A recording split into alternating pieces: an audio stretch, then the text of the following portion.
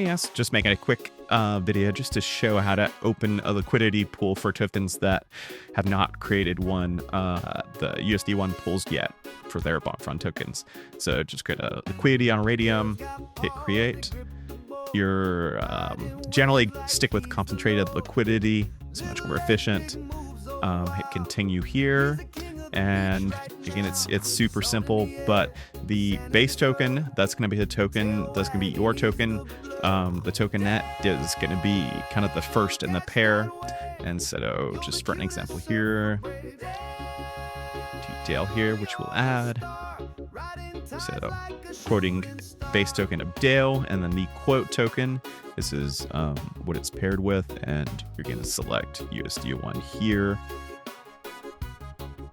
The feature, you can set this at whatever you like. Traditionally, ESWAP v2 is 0.3%, and the exotic traders on v3 is around 1%, but most of the ESD1 pools are 0.25%. I can't click it here because there is already ones that exist, but we'll do 0.2 just as a good example. Hit continue.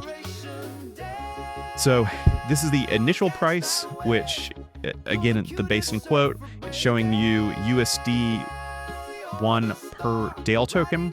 And then this is nice, it gives you the current price.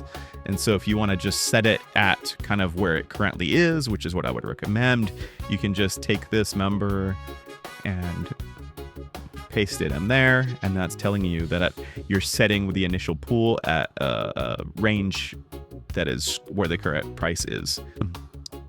Generally, you can want to stick with full range for these. Hit continue, and then here is where you'll add your actual amounts, however much you want. Since we each hit as a full range, it's gonna choose it essentially 1-to-1.